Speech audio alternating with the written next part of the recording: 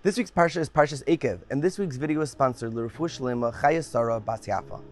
The third pasuk at the outset of this week's Parsha states, Baruch Tia Mikol Ha'amim, you should be blessed amongst the nations. Lo yeh b'cha akar ve'akora, you will not have any barren men or women that cannot have children.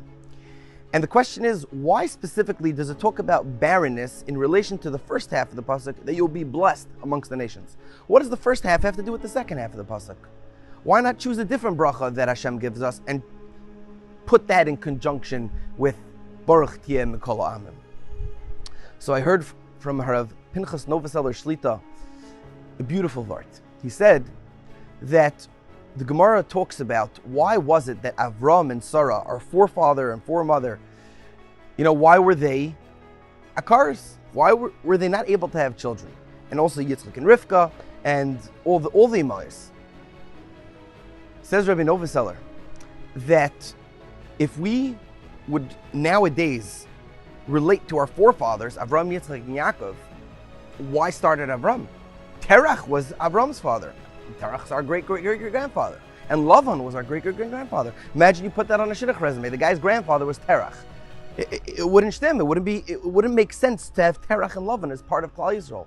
So what Hashem in His infinite wisdom did was, although Terach physically bore Avram, but Avram can't have children now. And Sarai, until her name was changed to Sarah, also came from the same family of Terach. She also couldn't have children. So the line ended with them. But what Hashem did was He now changed their entire nature. Their entire mahus and essence of their being was now someone else. Avram became Avraham, and Sarai became Sarah. And now they were two totally different people, not relevant to the the generation before them. Nothing to do with Terach. And Lavan's children, Rachel and Leah, had nothing to do with Lavan. They on their own merited to be the ancestors of Klal Yisrael. Now that we take that in that perspective, we could see that Baruch Tiyeh Mikol Ha'amim, from all the nations you will be blessed. How so? That you will have a hemshech hadairis, you will have a continuation without any akar or akaras. Straight from Avram, Yitzchak, and Yaakov, every generation after them will be considered part of Am Yisrael. There'll be no barren man or women that will be, we can have children, and now the generations start anew. Rather, they're all part of the same unit and faction of Klal Yisrael. There was a story at the end of the Second World War, when they were trying to rebuild Klal Yisrael.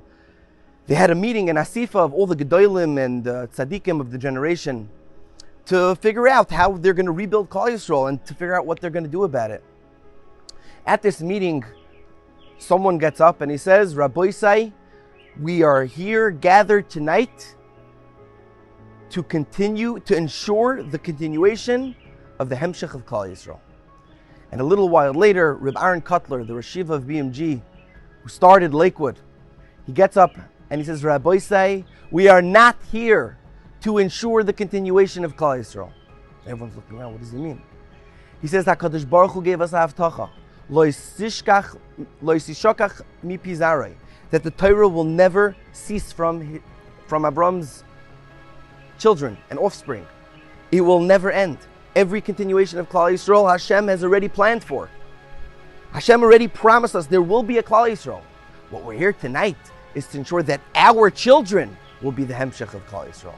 We all have to realize that our children are the next generation and the next dar. We have to imbue into them that feeling and that koyach and realize that they are the continuation of Klal Yisrael. May we all be zeicha that our children will be the hemshech of Klal Yisrael. Have a beautiful Shabbos.